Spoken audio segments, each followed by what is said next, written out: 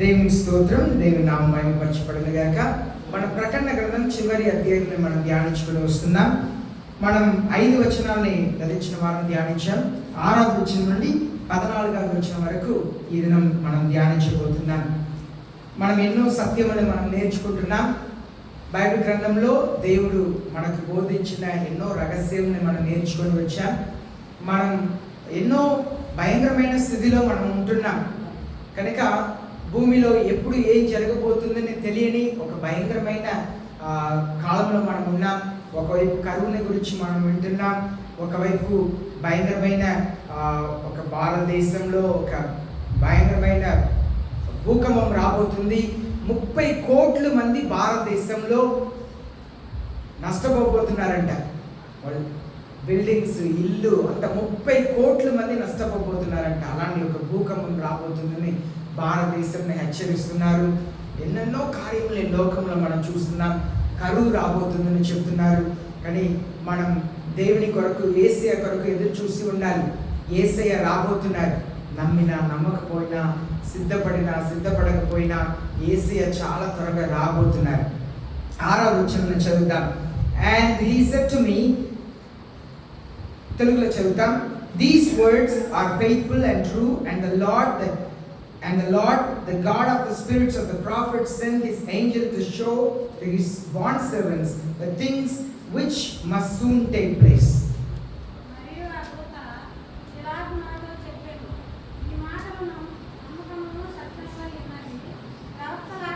Mic on చేసుకోండి. మరియు ఆ దూత ఇలాగు నాతో చెప్పెను, ఈ మాటలు నమ్మకములను సత్యములమై ఉన్నవి. ప్రవక్తల ఆత్మలకు దేవుడగు ప్రభువు త్వరలో సంభవింపవలసిన వాటిని తన దాసులకు చూపుటకై తన దూతను పంపెను. చూడండి, ఇది యేసయ్య ఈ లోకంలోకి వచ్చిన తర్వాత 94వ సంవత్సరమే త్వరలో జరగబోతుంది అని చెప్పి రాయబడి ఉంది. మనం ఎంత యేసయ్యకు సమీపముగా ఉన్నాము చూడండి. ఇక్కడ మాటని చూస్తున్నాము. Soon the things which must soon take place. త్వరలో జరగబోయే కార్యం. అప్పుడే త్వరలో జరగబోయే కార్యం అంటే మన 2025వ సంవత్సరంలో ఉన్నాం. మన ఒక ముగింపులోనికి ఈ లోకం వస్తుంది. చూడండి, these words are faithful and true. Yesayya మాటలు సత్యమైన మాటలు. ఈ లోకంలో ఒక్క బుక్ని నమ్మవచ్చు అంటే అది బైబిల్ గ్రంథం మాత్రమే. మనం ఏ బుక్స్ని కూడా ఈ లోకంలో నమ్మలేము. కానీ ఈ లోకంలో నమ్మదగిన ఒకే ఒక బుక్ ఈ దేవుని గ్రంథం మాత్రమే. These words are faithful and true. దీంట్లో రాయబడిన మాటలంతా చాలా సత్యం. ఇక్కడ చెప్పబడిన మాటలంతా కూడా చాలా సత్యం. The God of the spirits of the prophets. ప్రవక్తలందరికీ కూడా దేవుడు బయలుపరుస్తున్నారు. ప్రవక్తలు అంటే భవిష్యత్తుని గురించి చెప్పేవాళ్ళు కాదు. ప్రవక్తలు అంటే నీ జీవితంలో జరిగిన వాటిని చెప్పేవారు. యేసయ్య ఎవరి దగ్గర కూడా ఒక్కసారి నతానీయుల దగ్గర నువ్వు దేవదూతలు నిచ్చెనలో పైకి ఎక్కటం దిగటం చూస్తావని చెప్పారు. కానీ ఆ సమరయ పట్టణంలో ఆ స్త్రీతో ఆమెతో జరిగిన విషయం గురించి మాట్లాడారు. ప్రవక్త అంటే సత్యముగా మాట్లాడేవారే ప్రవక్త. కానీ ఈనాడు ప్రవక్తలను చెప్పి రకరకాల పేరుతో బయలుదేరి సంఘాలని మోసపరుస్తున్న వారు చాలా మంది ఉన్నారు. వాళ్ళకి చాలా ప్రాధాన్యత ఇస్తుంటారు. కానీ నిజంగా ప్రవక్తలు అంటే దేవునికి భయపడేవారు, సత్యంను ప్రకటించేవారు. Send his angel to show to his bond servants. ఎవరెవరు దేవుని సేవను యథార్థంగా చేస్తున్నారో వాళ్ళందరికీ దేవుడు సత్యంని బయలుపరుస్తున్నారు. మన అన్ని దినంలో జీవిస్తున్నామని బయలుపరుస్తున్నారు. కనుక యేసయ్య చాలా త్వరగా రాబోతున్నారు. ఈ వాక్యంలో మనం ధ్యానించినంతా కూడా చాలా చాలా సత్యం.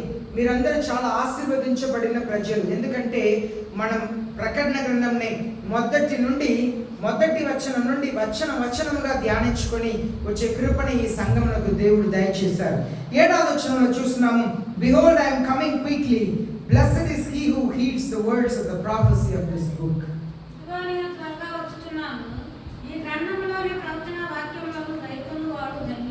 ఈ గ్రంథంలో ఉన్న వాక్యంని కైకొనువాడు ధన్యుడు. ఎవరు ఆశీర్వదించబడిన వారంటే ఈ ప్రకటన గ్రంథంలో చెప్పిన మాటల్ని విని దాని ప్రకారం నడుచుకునేవారు. పాపముని విడిచిపెట్టేవారు క్రైస్తవులు. మనం పాపముని విడిచిపెట్టాలి, దేవుని దగ్గర పశ్చాత్తాపపడాలి, క్షమాపణ అడగాలి. దేవుని దగ్గర అయ్యా నేను పాపము చేశానని రోధించాలి, దుఃఖపడాలి. అయ్యా నేను పొరపాటు చేశానని రోధించాలి. దేవుని సన్నిధిలో మారు మనసు పొందుటకు సిద్ధపడాలి. చాలా మంది మొదటి వారు కడపటి వారు అవుతారంట. చాలా మంది కడపటి వారు మొదటి వారు అవుతారంట. చాలా మంది అవకాశాన్ని పోగొట్టుకుపోతున్నారు. ఎందుకంటే స్వనీతి పరులు చాలా మంది ఉన్నారు. తాము చేసిన పాపంను ఒప్పుకోరు. నేను పాపం చేశాను అంగీకరించరు. తమ పాపమునే, నేను మాట్లాడిన తప్పు, నేను ఆలోచన చేసిన తప్పు, నా హృదయంలో వచ్చిన తలంపుల తప్పు ఒప్పుకోరు. నేను చేసిన పాపంను ఒప్పుకోరు. కనుక దేవుడు చెప్తున్నారు, ఈ గ్రంథంలో ఉన్న ప్రకారం జీవించేవారు ధన్యులు. మనం దేవుని సన్నిధిలో ఒప్పుకోవాలి. చాలా మంది ఏసే ఒక ఉపమానం చెప్పారు. ఒక గొర్రె కాపరికి 100 గొర్రెలు ఉన్నాయంట. 99 గొర్రెలకు మారు మనసు అక్కర్లేదంట. ఒక్క గొర్రె తప్పిపోయిందంట. ఆ తప్పిపోయిన ఒక్క గొర్రెని వెతుకుటకు 99 గొర్రెల్ని అలా వదిలేసి ఆ ఒక్క గొర్రె వెనక వెళ్ళారంట. తప్పిపోయిన గొర్రెని ఎత్తుకొని భుజం మీద వేసుకొని సంతోషముతో నా గొర్రె తప్పిపోయింది, మరలా దొరికిందని సంతోషంగా వచ్చారంట. ఒక్క పాపి మారు మనసు పొందితే పరలోక రాజ్యంలో గొప్ప ఆనందం ఉంటుంది అన్నారు యేసయ్య. ఈనాడు చాలా మంది సంఘంలో కూర్చున్న వాళ్ళు, నాకు మారు మనసు అక్కర్లేదు, మా అమ్మ నాన్న క్రైస్తవులు, నేను చర్చిలో దశమ భాగం ఇస్తున్నాను, ప్రార్థన చేస్తున్నాను, నేను క్రైస్తవుడిని క్రైస్తవురాల్ని, నేను సేవకుడిని, నేను సేవకుడి పిల్లల్ని అని చెప్పి రకరకాలుగా దేవుని భయం లేకుండా తెగింపుతో ఎంత మాత్రం కూడా దేవుని సన్నిధిలో తగ్గింపు లేక ఉన్న వాళ్ళందరూ కూడా కడపట్టి వారు అవబోతున్నారు, విడవబడబోతున్నారు. దేవుని సన్నిధిలో నేను పాపిని అనే తనకు మాత్రమే ఉండాలి, కానీ నేను సేవకుడిని, నేను గొప్పవాడిని, నేను గొప్ప విశ్వాసిని అనే ఆలోచన వచ్చినట్లయితే మనం రక్షించబడలేము. రక్షణ అనేది అది ఒక పర్యాయం ప్రారంభమయ్యి అది కొనసాగిస్తే ఉండాలి. ఒకసారి రక్షించబడిన వారు ఎల్లప్పుడూ రక్షించబడతారు. వాళ్ళకి రక్షణ పోదు అంటారు కొందరు. నువ్వు ఆత్మహత్య చేసినా రక్షణ పోదు, నువ్వు పాపం చేసినా రక్షణ పోదు అన్నారు. అంటే రక్షణ కొనసాగించాలి. మన ముగింపు వరకు కూడా రక్షణని కొనసాగించాలి, పరిశుద్ధతని కొనసాగించాలి, దేవుని కృపను అడగాలి. దేవుని వాక్యం సెలవిస్తుంది, నేను త్వరగా వస్తున్నాను అనగా సడన్ గా, క్విక్లీ అనగా సడన్ గా వస్తున్నాను, ఎవరు ఊహించలేని సమయంలో వస్తున్నాను. యేసే చెప్పారు, in unexpected time your Lord is coming, therefore be watchful. నువ్వు నీ దేవుడు ఎప్పుడు వస్తున్నారో తెలియదు కనుక నువ్వు మెలుకు కలిగి ఉండు అన్నారు యేసయ్య. మెలుకు కలిగి ఉండాలంట క్రైస్తవులు.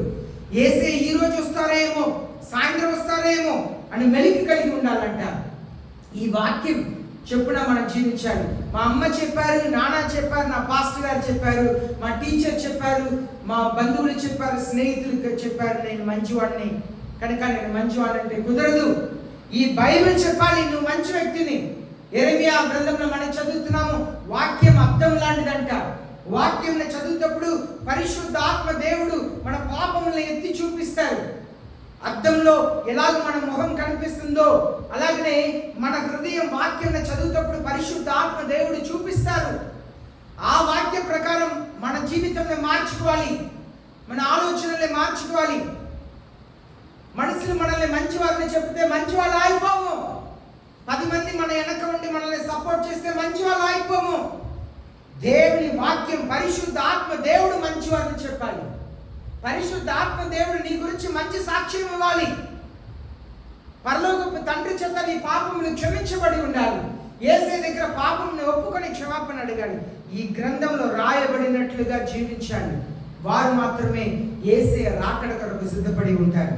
8వ వచనం, I John am the one who heard and saw these things.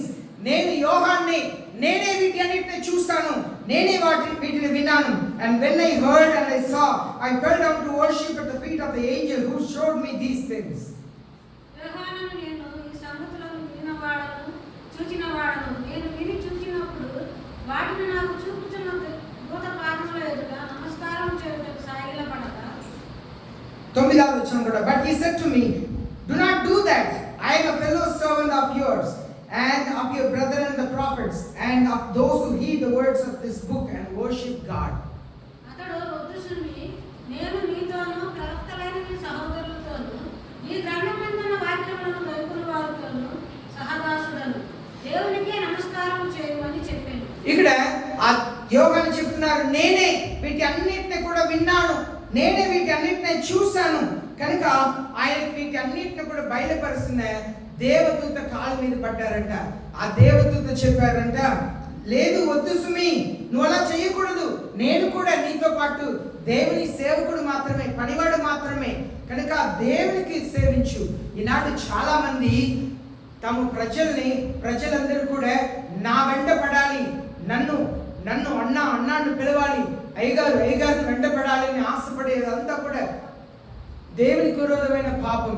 దేవుడు ఆయన స్థానం ఎవ్వరికి కూడా ఇవ్వరు. దేవుడు ఈస్ ఎ కన్స్యూమింగ్ ఫైర్. ఆయన రోషం కలిగిన దేవుడు అంట. ఆయన స్థానంని వేరే ఎవ్వరికి ఇవ్వరంట.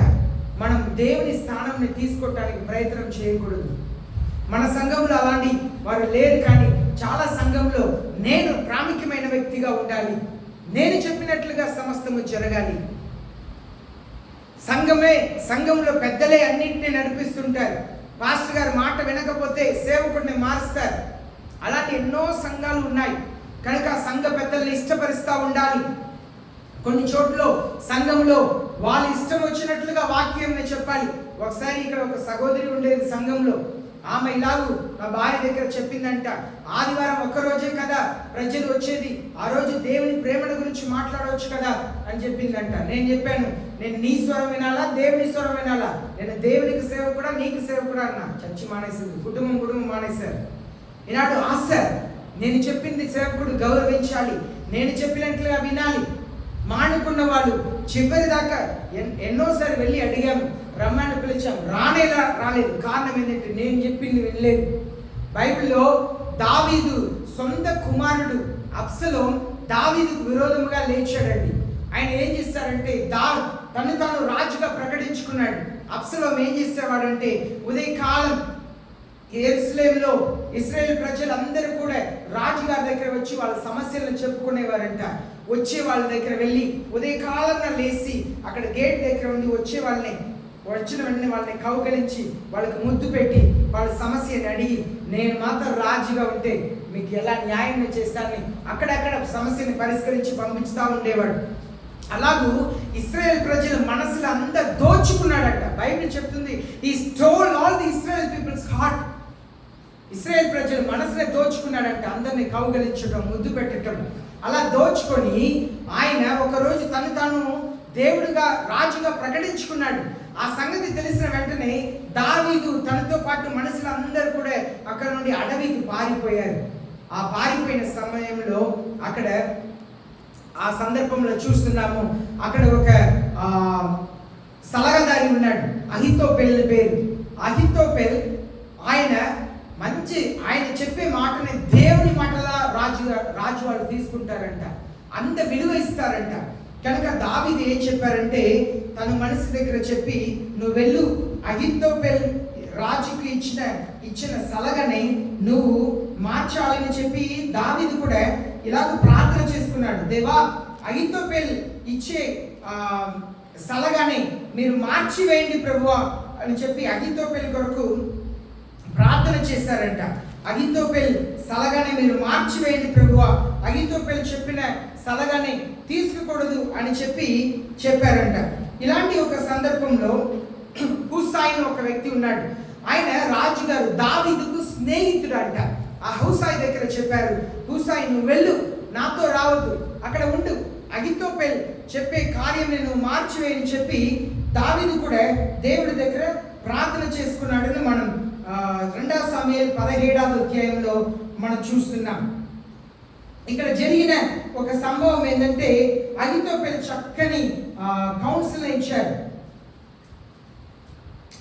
దావీదు 14వ వచనంలో ప్రార్థన చేస్తున్నాడు చూడండి. For the lord had ordained thwart the good counsel of Ahithophel, so the Lord might bring calamity on Absalom. దావీదు ప్రార్థన చేసినట్లుగా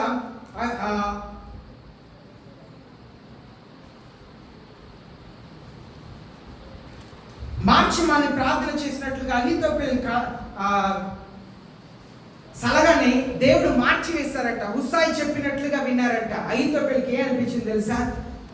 నేను చెప్పిన వాటిని వినకపోయారే అని చెప్పి అహీతోపెల్ గాడిద మీద ఎక్కి ఇంటికి వెళ్ళి తన ఇల్లుని సర్దుకొని 17వ అధ్యాయం 23వ వచనం ఉరి వేసుకొని చనిపోయాడంట. ఈనాడు చాలా మంది క్రైస్తవుల సంఘంలో అలా ఉన్నారు. నా మాటే చెల్లాలి, సంఘంలో నేను చెప్పినట్లుగా వినాలి అని అనుకునే వాళ్ళు చాలా మంది ఉన్నారు. చర్చిలో చాలా మంది సేవకులు సుధాగా వాక్యం చెప్పలేరు. నేను కూడా నా జీవితంలో చాలా చాలాసారి దేవుని వాక్యంని యథార్థంగా చెప్పలేక చాలా బాధపడిన రోజులు ఉన్నాయి. మనుషులు గాయపరచబడతారు, బాధపడతారు, ఇబ్బంది వచ్చింది అని చెప్పి బాధపడిన రోజులు ఉన్నాయి. అహీతోపెల్ అలాగే అనుకొని చనిపోయాడంట. నా సలహా వినలేదు. ఈనాడు మనుషులు చాలా మంది అలాంటి వారు ఉన్నారు. అలాగే ఆ కుటుంబం చర్చికి రావటం మానేశారు. పిల్లల్ని కూడా సండే స్కూల్ రాకుండా చేశారు. మనం జాగ్రత్త పడాలి. దేవుని సంఘంలో పాటలు పాడటానికి అవకాశం ఉంటే ఇబ్బంది పడతారు. నాకు అవకాశం ఇవ్వలేదు, నన్ను సంఘంలో గణపరచలేదు, వద్దు, ఆ స్థానంలో తీసుకోవద్దు. దేవుని సేవకుల్ని దేవుని సేవ చేయటకు ఉంచారు. క్రైస్తవులుగా మీకు నిజంగా పాట పాడాలని ఆశ ఉంటే మీ ఇంట్లో పాట పాడండి, ఫ్యామిలీ ప్రేయర్ చేయండి. ప్రతిరోజు కూడా కుటుంబంగా కూర్చొని ఒక పాట పాడి చిన్న వాక్యం చదివి ప్రార్థన చేయండి.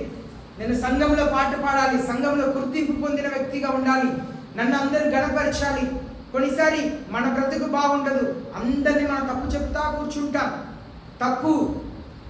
యోహాను ఆ దేవదూత కాలు మీద పడితే నా కాలు మీద పడవద్దు, దేవుణ్ణి వర్షిప్ చేయాలి, మనం దేవుని నమస్కరించాలి అన్నారంట ఆ దేవదూత. ఈనాడు ఎంతమంది ఎవరైనా మిమ్మల్ని సంఘంలో నువ్వే గొప్ప వ్యక్తి అంటే మనం ఏమనుకుంటాం? మనల్ని మనం తగ్గించుకుంటున్నామా? మీరు గొప్ప సేవకుడు అంటే తగ్గించుకుంటున్నామా? మనుషులు ఈనాడు చాలా మంది అలా నడిచి వెళుతుంటే 10 మంది వెనక రావాలని ఆశపడతారు. నా చుట్టూ ఎప్పుడు మనుషులు ఉండాలని ఆశపడతారు. కానీ దేవుని సన్నిధిలో మన ఘనత అంతా దేవునికి మాత్రమే ఇవ్వాలి. ఘనత అంతా దేవునికి మాత్రమే ఇవ్వాలి. దానికే ఎప్పుడు మన సంఘంలో ఎవరిని కూడా సన్మానించేది లేదు. ప్రజలు వచ్చిన వరకు మంచి భోజనం ఇస్తాం, వాళ్ళతో ప్రేమతో ఉంటాం, అన్నీ చేస్తాం. కానీ సంఘంలో దేవునికి మాత్రమే ఘనత. దేవుని తప్ప ఎవరిని కూడా సన్మానించము. సన్మానం అనేది మన సంఘంలో ఉండదు. దేవునికి మాత్రమే ఘనత ఉండాలి. మహిమ ఘనత దేవునికి మాత్రమే ఉండాలి. 10వ వచనం, and he said to me, do not steal up the words of the prophecy of this book, for the time is near. మరియు అతడు నాతో ఇలా చెప్పెను, ఈ గ్రంథమందు నా ప్రవచన వాక్యములకు ముద్ర వేయవలెను, కాలము సమీపమై ఉన్నది. చూడండి, అప్పుడే 94వ సంవత్సరమే చెబుతున్నారు, కాలం సమీపమైంది, ఈ గ్రంథములకు ముద్ర వేయవద్దు అంటున్నారు. చూడండి ప్రియమైన, డు నాట్ సీల్ అప్. దేవుని వాక్యం సెలవిస్తుంది. కొన్ని చోట్ల దేవుడు ముద్ర వేయమంటున్నారు, కొన్ని చోట్ల ముద్ర వేయవద్దని చెప్తున్నారు. దానియేలు గ్రంథం 12వ అధ్యాయం 4వ వచనంలో కూడా దానియేలుకు కొన్ని విషయంలో ముద్ర వేయమన్నారు. దేవుడు కొన్ని విషయాలను సంఘంలోకి తెలియపరచవద్దు అంటున్నారు, కొన్ని విషయాలను చెప్పవద్దు అంటున్నారు. ఆయనకు మాత్రమే బయలుపరిచారు. కాలం సమీపముగా ఉంది. మనం సిద్ధపడకపోయినా యేసయ్య వస్తున్నారు. దీన్ని చెబుతున్న నేను సేవకునిగా, నేను సిద్ధపడకపోయినా కూడా, నేను సిద్ధపడకపోతే విడవబడతాను, సిద్ధపడి ఉంటే నేను ఎత్తబడతాను. అందరూ సమానం దేవుని దృష్టిలో. సేవకునికి ఒకలా, విశ్వాసానికి ఒకలా కాదు. అందరికి ఒకే హెచ్చరిక, అందరూ ఒకే రీతిగా సిద్ధపడాలి. మన చివరి దినంలో ఉన్నాం. 11వ వచనం, let the one who does wrong still do wrong, and the one who is filthy let still be filthy, and let the one who is righteous still practice righteousness, and the one who is holy still keep himself holy. మనం అన్యాయం చేయవాడు ఇంకా అన్యాయంగా చేయలేము, అపవిత్రుడైన వాడు ఇంకా అపవిత్రుడుగానే ఉండలేము, నీతిమంతుడు ఇంకా నీతిమంతుడుగానే ఉండలేము, పరిశుద్ధుడు ఇంకా పరిశుద్ధుడుగానే ఉండలేము. చూడండి, అన్యాయం చేసేవాడు ఇంకా అన్యాయం చేయని అంటున్నారు యేసయ్య. అన్యాయం చేస్తున్నారు, అన్యాయం చేయని. తర్వాత అన్యాయం చేసేవారు, అపవిత్రంగా ఉండేవాళ్ళని అపవిత్ర బ్రతుకని. ఈనాడు చాలా మంది అపవిత్రమైన బ్రతుకు, విభచార బ్రతుకు, దేవునికి అశిష్టమైన బ్రతుకు. డబ్బు చేతిలో ఉంటే దేవుని లెక్క చేయరు. డబ్బు చేతిలో ఉంటే దేవుని లెక్క చేయరు. కొంతమంది మనుషులు అందరూ బాగుండాలని అనుకుంటారంట, కానీ వాళ్ళకంటే బాగుంటే ఇష్టపడరంట. బాగుండాలి కానీ వాళ్ళకంటే బాగుండకూడదంట. ఈనాడు ఎంతమంది బహిరంగంగా విభచారం జీవితంలో జీవిస్తున్న వాళ్ళు ఉన్నారు. యేసే చెప్తున్నారు, అలాగే ఉండని, అపవిత్రంగానే ఉండని, చెడ్డ జీవితంలో జీవించని, పాపం చేసే వాళ్ళ పాపం చేయని. దేవుని వాక్యం సెలవిస్తుంది, పాపం చేయని అని చెప్తుంది. పాపం చేసే వాళ్ళని పాపం చేయని, తిరుగుబాటు కలిగిన వాళ్ళని తిరుగుబాటు చేయని, దేవుని వాక్యంలో అవిధేయత చూపించే వాళ్ళని అవిధేయత చూపించని, న్యాయం చేయకుండా అనీతి చేసే వాళ్ళని అనీతి చేయని అంటున్నారు. అన్యాయం చేయని, అక్రమం చేయని అంటున్నారు దేవుని వాక్యంలో. అలాగే పరిశుద్ధుల్ని పరిశుద్ధంగా ఉండని, నీతిమంతుల్ని నీతిమంతులుగా బ్రతకని దేవుని వాక్యం సెలవిస్తుంది. మీరు నీతిమంతులుగా ఉన్నారా, అనీతిమంతులుగా ఉన్నారా, పరిశుద్ధులుగా ఉన్నారా, అపవిత్రులుగా ఉన్నారా, ఎలా ఉన్నారో అలాగే ఉండండి ఏమంటున్నారు దేవుడు. మన జీవితంలో జాగ్రత్త పడవలసిన సమయంలో ఉన్నాం. ఆలోచన చేయండి. యేసయ్య వదిలేస్తున్నారండి, చేయి విడిచిపెడుతున్నారు. చేసుకోపో. నువ్వు అనీతి చేస్తున్నావా చేసుకో, అపవిత్రమైన జీవితం జీవిస్తున్నావా జీవించుకో. దేవుడు మనల్ని వదిలేస్తే ఎంత బాధ. మన హెబ్రీ పత్రికలో చదువుతున్నాము, జీవం కలిగిన దేవుని చేతిలో పడటం భయంకరం అంట. జీవం కలిగిన దేవుని చేతిలో పడటం భయంకరం. హెబ్రీ పత్రిక 10వ అధ్యాయం 31వ వచనం, it is terrible thing to fall into the hands of the living God. Hebrew పత్రిక 10వ అధ్యాయం 31వ వచనం, జీవము కలిగిన దేవుని చేతిలో పడటం భయంకరం. జీవం కలిగిన దేవుని చేతిలో పడటం భయంకరం. ఈనాడు తెగింపు కలిగిన జీవితం, భయం లేని జీవితం, వణుకు లేని జీవితం. దేవుని వాక్యం ఇలా చెప్పుతుంది కనుక నేను దేవునికి భయపడాలి, భయం లేదు. మొదటి వారు కడపట్టి వారు అవుతారు, కడపట్టి వారు మొదటి వారు అవుతారు. చాలా మంది రక్షణ పోగొట్టుకుంటారు, తమ విశ్వాస జీవితంలో పోగొట్టుకుంటారు. నిందలు వేసి తమ పాపముని కప్పిపెట్టి, పాపముని కప్పేవారు వర్ధిల్లరంట. పాపముని ఒప్పుకొని విడిచిపెట్టేవారు ఏం పొందుతారు? నిత్య జీవం పొందుతారంట. విడిచిపెట్టాలి, పాపముని ఒప్పుకోవాలి. దేవుని సన్నిధిలో పాపముని ఒప్పుకొని విడిచిపెట్టాలంట. అయ్యా నేను పాపం చేశాను, నన్ను క్షమించండి, నేను విడిచిపెడుతున్నాను ప్రభువా, నేను ఇంకా పాపం చేయను. విడిచిపెట్టిన వారి ఆశీర్వాదం నిత్య జీవనం పొందుకుంటారు. 12వ వచనం, Behold, I am coming quickly, and my reward is with me, to render to every man according to what he has done. ఇదిగో త్వరగా వచ్చుచున్నాను, వారి వారి క్రియల చొప్పున ప్రతి వారికి ఇచ్చుటకు నేను సిద్ధపరిచిన జీతము నా యొద్ద ఉన్నది. దేవుడు బహుమానాన్ని సిద్ధపరిచారంట. ప్రతి ఒక్కరికి కూడా దేవుడే బహుమానాన్ని సిద్ధపరిచి ఆయన తనతో తీసుకొస్తున్నారంట. నీతిమంతులు పునరుత్థానమందు బహుమానం ఇచ్చుటకు వస్తున్నారని మత్తయి సువార్తలో చదువుతున్నాం. నీతిమంతులు పునరుత్థానమందు బహుమానం ఇచ్చుటకు వస్తున్నారంట. ఎవరెవరి క్రియల్ని బట్టి బహుమానం ఇచ్చుటకు వస్తున్నారంట. నీ క్రియలు ఎలాంటి క్రియలుగా ఉన్నది ఆలోచన చేయండి. నీ క్రియలు పరిశుద్ధంగా ఉన్నదా? నీ క్రియలు దేవుడు అంగీకరించే క్రియలుగా ఉన్నాయా? ఈనాడు మన క్రియలు చెడ్డదైనా కూడా ప్రజలు మెప్పుకుంటారు. నీ క్రియలు చెడ్డగా ఉన్నా కూడా కొంతమంది తల్లిదండ్రులు పిల్లల్ని వెనకేసుకొని వస్తారు. వాళ్ళని గద్దించరు, వాళ్ళకు బుద్ధి చెప్పరు, తప్పులు చెప్పరు, వాళ్ళని వెనకేసుకొని వస్తారు.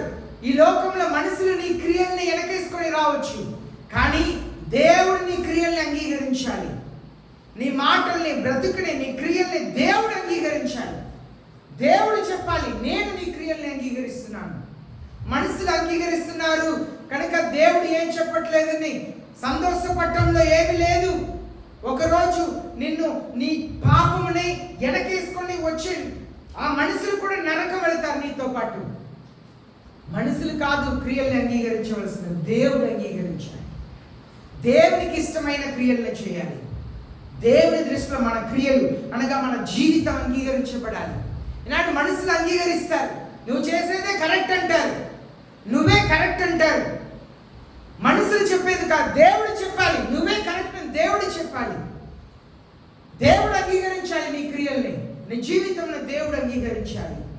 ఎవరి క్రియలకు తగిన బహుమానం యేసయ్య తీసుకొస్తున్నారంట. నీ క్రియలు ఎలాంటిదని ఆలోచన చేసుకో, నీ జీవితం ఎలా ఉంటుందని ఆలోచన చేసుకో. దేవుని సన్నిధిలో నిన్ను నువ్వు పరిశీలన చేసుకో. 13వ వచనం, I am the Alpha and the Omega, the first and the last, the beginning and the end.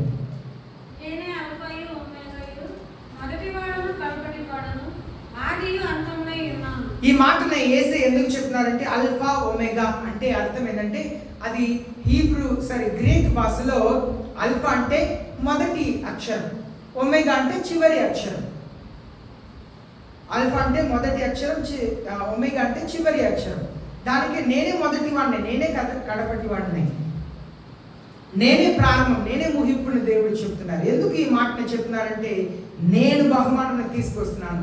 నా తరువాత తీర్పు తెచ్చేవాడు లేడు, నాకు ముందు తీర్పు తెచ్చేవాడు లేడు. కానీ మనం ఏం చేస్తాం? యేసయ్య చెప్తున్నారు నేనే మొదటి వాడిని, నేనే కడపటి వాడిని అంటాం.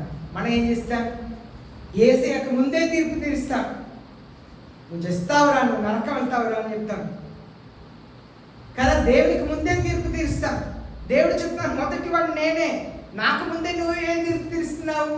మొదటి వాడు నేనే, నాకు ముందు ఎవరు లేరు, నా తర్వాత కూడా ఎవరు లేరు. నేనే ప్రారంభం, నేనే ముగింపు. మనమే ప్రారంభిస్తాం, సమస్తంని మనమే ప్రారంభిస్తాం, కొన్నిసారి మనమే ముగిస్తాం కూడా. ఒకరోజు టిఫిన్ తీసుకోవడానికి నేను వెళ్ళాను. అక్కడ ఇద్దరు స్త్రీలు మాట్లాడుకుంటున్నారు. చచ్చింది కానీ అన్ని ఆస్తిని అంతా వాడికొచ్చి చచ్చింది బూతులు చనిపోయిన ఆవిడని బూతులు మాట్లాడుతున్నారు. చనిపోయిన ఆవిడ గురించి బూతులు మాట్లాడుతున్నారు. ఒకే ఒక జీవితం, ఒకే ఒక జీవితం త్వరగా మోయించబడుతుంది. మనం యేసయ్య కొరకు చేసేది కాదు నిలిచేది, యేసయ్య కొరకు జీవించే జీవితమే నిలిచేది. Only one life, soon it will be past. What we have done for the Lord will last అన్నారు ఒక సేవకుడు. మన దేవునికి ఏదైతే చేస్తామో అదే నిలిచి ఉంటుంది అన్నారు. కానీ నేను నమ్మే సత్యం ఏం తెలుసా? What we live for God will last. మన దేవుని కొరకు ఎలా బ్రతుకుతున్నామో అది మాత్రమే నిలిచింది. దేవుని కొరకు ఏం చేస్తామో అది కాదు, ఎలా దేవుని కొరకు మనం జీవించామో అదే నిలిచి ఉంటుంది. ఎంత కష్టమైన బాధ అయినా దేవుడు మనకిచ్చిన సిలువను ఎత్తుకొని నడవాలి, అంతే. అనుదినము సిలువను ఎత్తుకొని నడవాలి, యేసయ్యను వెంబడించాలి. అది ఎన్ని కష్టమైనా ఉండనియండి, బాధ ఉండనియండి. మనసులో మనందరికీ బాధ ఉండిద్ది. యేసయ్య సిలువ మరణంకు పొందే ముందు ఎంత వ్యాకుల పడ్డారంటే ఆయన చెమ్మట అంతా రక్త బిందువులుగా మారిందంట. సిసిల్ దగ్గర ఏం చెప్పారు యేసయ్య? సిసిల్ దగ్గర ఏం చెప్పారు? నా కొరకు ఒక గంట ప్రార్థన చేయండి, నాతో పాటు ఒక గంట ప్రార్థన చేయండి. మనందరికీ ప్రార్థన సహాయం అవసరం. నా కొరకు మీరు చేయాలి, మీ కొరకు నేను చేయాలి. నేను సేవకుడినే, మీ ఎవరు ప్రార్థన అక్కర్లేదంటే అది కాదు. యేసయ్యకు తన శిష్యులు ప్రార్థన అవసరమైంది. నాతో పాటు గంట సేపు కూడా ప్రార్థన చేయలేరా?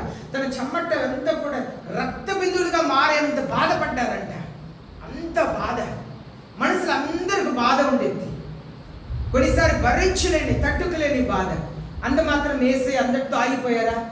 వెళ్ళి కొట్టించుకున్నారు, శరీరంలో చీల్చారు. అదే బాధతో సిలువని మోసుకొని యేసయ్య నడిచారు.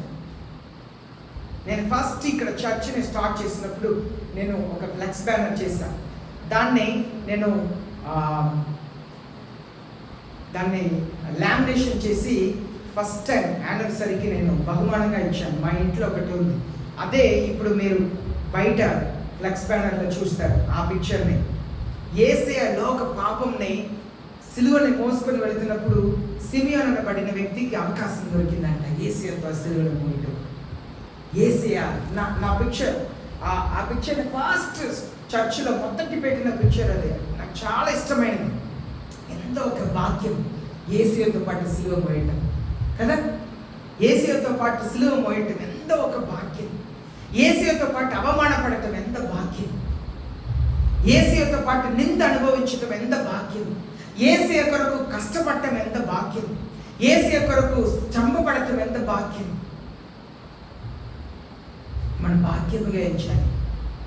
ఆయనకు ఆ భాగ్యం దొరికింది యేసయ్యతో పాటు ఆ సిలువని మోయటం. యేసయ్య చెప్తున్నా, నీ సిలువను ఎత్తుకొని అనుదినం నన్ను వెంబడించు, నిన్ను నువ్వు ఉపేక్షించుకో. కొన్నిసారి మనల్ని మనం ఉపేక్షించలేదు. నాకెందుకు ఈ కష్టం, నాకెందుకు ఈ అవమానం, నాకెందుకు ఈ వేదన, నేనేం చేశాను, నా వైపే న్యాయం ఉంది, నాకు అన్యాయం జరుగుతుంది. యేసయ్య చెప్తున్నారు, ఉపేక్షించు, నిన్ను నువ్వు ఉపేక్షించు. నీకు అన్యాయం జరిగిందా, వదిలేయ్. నిన్ను నిందిస్తున్నారా, వదిలేయ్. నిన్ను బాధ పెడుతున్నారా, వదిలేయ్. నిన్ను ప్రేమించే దేవుడు నేను, నిన్ను ఆశీర్వదించే దేవుడు నేను, నీ కొరకు ప్రాణం పెట్టే దేవుడు నేను. నిన్ను నువ్వు ఉపేక్షించు సమస్తం నీ సిలువను ఎత్తుకొని నన్ను వెంబడించు. యేసయ్య చెప్తున్నారు, ఆయన్ని వెంబడించుటకు యేసయ్య పిలుస్తున్నారు. ఆయనే మొదటి వారు. మనం ఎవరిని తీర్పు తీర్చడానికి లేదు.